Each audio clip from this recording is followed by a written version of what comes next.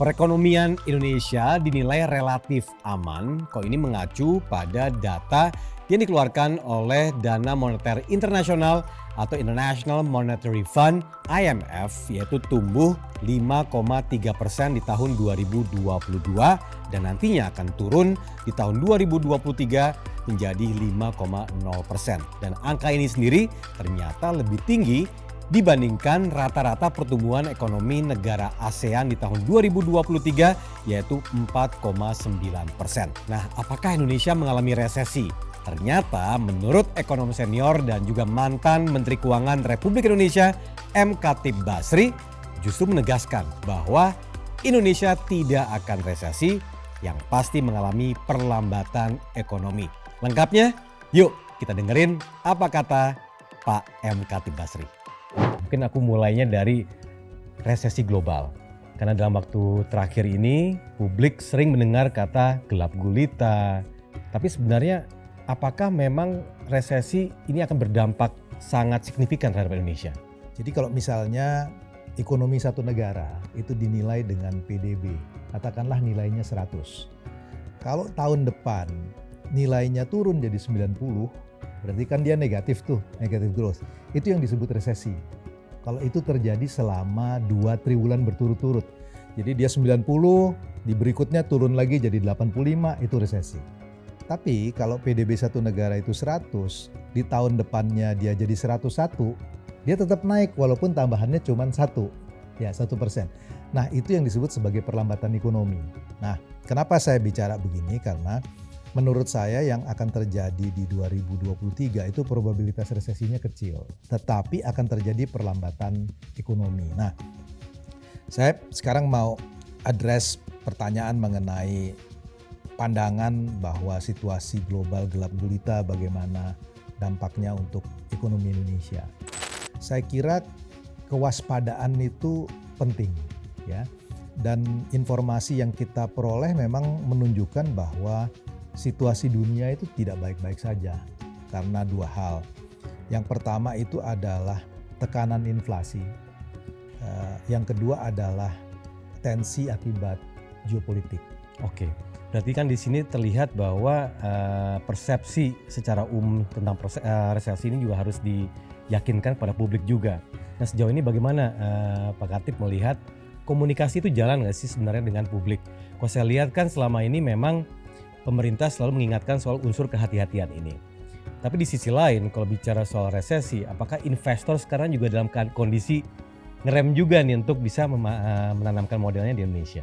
Jadi ada ekonom terbesar abad 20 itu namanya John Maynard Keynes. Dia nulis mengenai satu hal yang menurut saya menarik ya, tentang yang disebut sebagai animal spirits. Jadi dia bilang bahwa keputusan investasi, persis kayak tadi itu bukan ditentukan oleh sekedar bunga rendah atau bunga tinggi, tetapi ekspektasi. Konsumen juga begitu, kalau dia udah mikir ini resesi, saya mesti nabung. Kalau semua orang nabung itu bagus. Tapi kalau semua orang nabung gak ada yang belanja, itu aktivitas ekonominya turun. Ya, nah jadi dalam konteks ini mungkin yang harus disampaikan adalah bahwa resiko betul ada di sana, tetapi mitigasi apa yang mau dilakukan oleh pemerintah sehingga dengan begitu kita bisa menghadapi situasi ini dengan baik.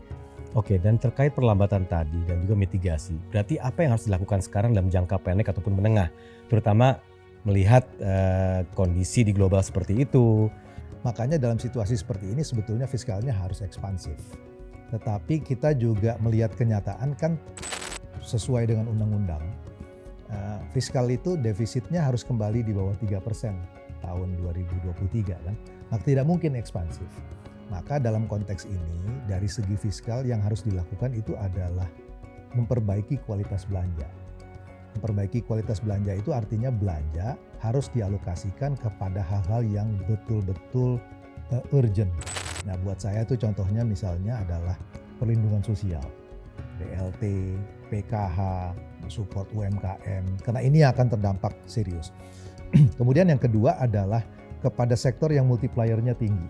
Jadi kalau dia diinvest di sana, dia bisa punya banyak dampak kepada linkage ya, kepada rantai aktivitas ekonomi.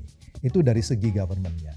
Nah, kalau dari segi private sector, sebetulnya selama pandemi, Tommy, ada sektor-sektor yang permintaannya ada dan uangnya ada, dan mereka itu nggak pakai. Ini kelompok yang saya sebut sebagai menengah atas. Nah, kalau kelompok ini di catered walaupun jumlahnya kecil tetapi value-nya besar, itu dengan aktivitas-aktivitas yang berkaitan dengan typical middle class. Apa itu? Yang mungkin tidak akan terganggu adalah health. Ya. Kesehatan, apalagi setelah pandemi, orang conscious betul dengan itu. Kemudian yang kedua adalah education.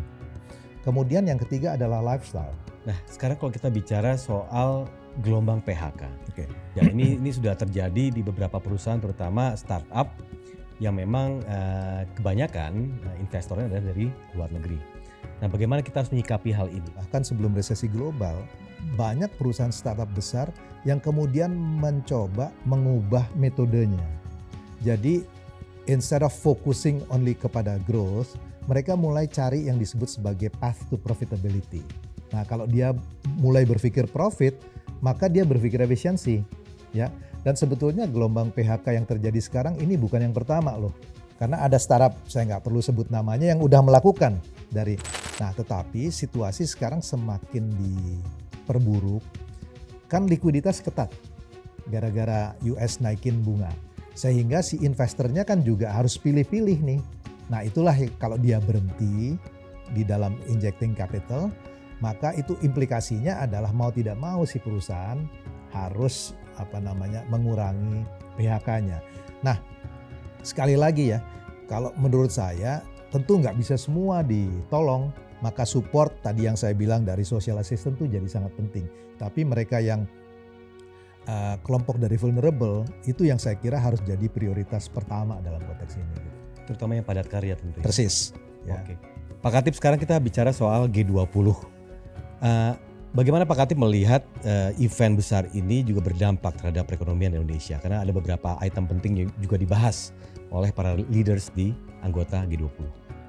Salah satu hal yang saya kira produk yang penting dari G20 adalah dibentuknya Fifth PPR. Ya.